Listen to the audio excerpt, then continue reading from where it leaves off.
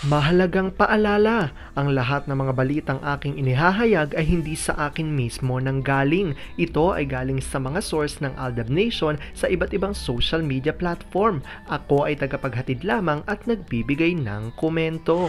Magandang araw mga Aldab Nation! May panibago na naman po akong update para sa inyong lahat.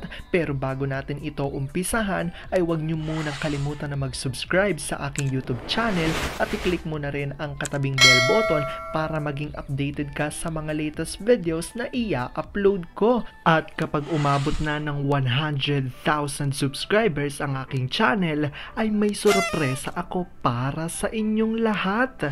Alam kong excited na kayo, kaya naman ngayon, umpisahan na natin ang ating kwentuhan.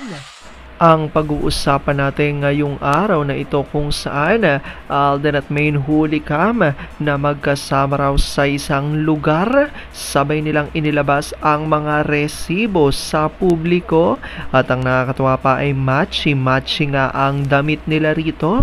Spotted ang mag-asawa. Ang tanong, saan ito? Gaano ito katotoo? At may sapat nga bang ebidensya ang makakapagpatunay rito?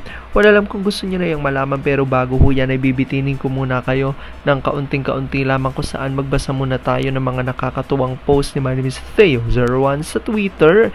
Kaya naman wag na natin patagalin pa. Sabi niya sa kanyang tweet, balik GC tayo bukas. Pag tinulugan niyo ulit baby cute, sarabas ako makikipag-usap. Biris niyong malasing para kayong si daddy. Good night kasi mukhang may sasayaw ng careless whisper maya-maya. Umaari ba ng mahiwagang kamay? Sign na yun na sasayaw na sila. Good night. Nangyayari na yun dati sa isang events. Ando ng LL niya narito kada.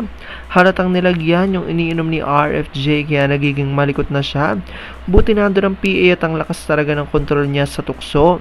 Kahit iba ng pakiramdam niya, misis pa rin ang nasa isip niya. Nagmamadaling umuwi kahit pasuray-suray na. Kahit si misis ay nagtataka nung pag-uwi, hindi kasi yon ang normal behavior ni Mr. kahit gaano pa yang kaata.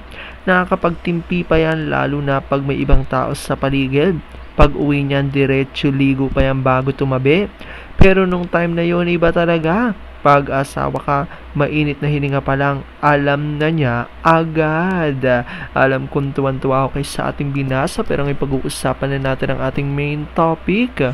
Oops! Wait lang, saglit lang to. May ipapaalala lang ako para sa mga bago pa lang sa aking channel. Huwag niyong kalimutan na mag-subscribe sa aking YouTube channel at i-click niyo na rin ang notification bell para lagi kayong updated sa mga latest videos na i-upload ko at para maging parte na rin kayo ng aking Fanatics channel family. Well, alam kong super excited na kayo sa ating kwentuhan, kaya naman dumako na tayo sa ating main topic. Gaano nga ba katotoo na sina Alden at Maine ay hulikam na magkasama sa lugar na ito? Sabay pa nilang inilabas ang mga resibo raw sa publiko. At ang kinatuwa pa ng maraming netizens ay matchy-matchy pa ang suot ng dalawa. Ang mag-asaway spotted. Ang tanong, saan ito? Gaano ito katotoo? At may sapat nga bang ebidensya ang makakapagpatunay rito? Wala lang pong excited na kayong malaman niya, kaya naman wag na natin patagalin pa. Unang-una na nga dyan galing sa tweet ni Vampire 2019 at sabi niya rito, may nagpasa sa akin ng recent pics ni Lolo Botox. Hinabol niya palang pangatawan ni idol nilang baklang Arjokla. Naging payatot, at least siya hindi maputla gaya ng idol nila. Yung idol nila parang naubusan na ng dugo. Itong tatlong gurang na laos yan deep. Sasabihin nilang masama magsabi ng kasinungalingan kasi maraming tao ang masasaktan. Yang ginagawa ba nilang fake news tungkol kay Meng at sa idol nilang maputlang bakla? Hindi ba yung fake news? Uutusan pang guest magsabi ng kasinungalingan, palibasa mga has-been na. Na-miss ko si Tandang Tonyo at Pink Elephant. Saan na ba sila? Yung lakad ata ni Lolo Tons, hindi niya na itinataas ang paa. Sinusuyod na lang ang daan. Hindi na din kayang maglakad ng malayo. Need niyang upuan na may gulong. Sa kasakiman nitong mag-ama, ginto na, nagintae pa. Sabi sa akin, kinukwento lang pala ng mag na kupit sa mga army na siyang may-ari ng McDo na mag-asawa. Kasi mga yun lang ang kaya niyang utuin. Bakit hindi niya masabi yan sa harapan ni na pogi at ganda? Baka ibig niya sabihin ay mangungupit siya, hindi may-ari. Sabi naman dito ni Gabriela Sayagaya. Noon pa, pareho ng katawan ni Lolo Botox at baklos. Ang tanong, same gender ba sila? Sa bagay, makakabuntis din ang isang binabae unless magpa-transplant siya ng organ ng tunay na girl. Pero hindi pa rin makakabuntis yan. Natatawa ako sa sinasabi ko. At ito na nga revelasyon galing sa tweet ni Larry 1973 at ayon sa kanya, yung kunyari hindi daw kayo magkasama yet nasa halos parehong background ang mga pictures nyo. Happy 24 May Chard, Aldo pa rin. At kalakip nga ang litrato na ito ni RJ at Mengay at makikita nga rito na ipinost nga ito ng nagngangalang Richard Fox Jr. sa Facebook at ayon sa kanila ay tila inilabas nga raw ito ng mag-asawa upang ipakita na silang dalawa nga ay magkasama sa mga oras na ito. Ayon yan sa source ng mga Aldab Nation.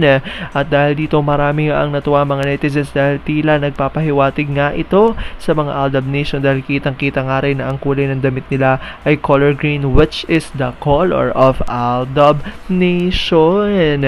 Alam ko dahil dito marami sa inyo ay mas lalo ngayong kumakapit at naninindigan na Aldab May Chard is real.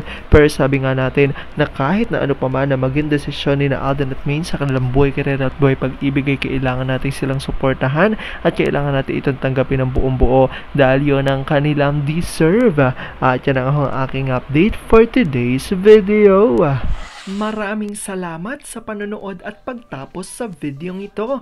Kung nakapag-subscribe ka na, welcome sa Fanatics Channel family. Kung hindi pa naman, huwag ka nang mahiya. Mag-subscribe ka na. Pindutin mo na yan. I-click mo na rin ang katabing bell button para makatanggap ka ng notification kapag may bagong update para sa iyo. Para naman sa parte na ng aking pamilya, punta lang sa aking channel at i-click ang videos para mapanood mo at malaman mo pa ang mga nakaka-good vibes at nakakakilig na fresh news about May Chard.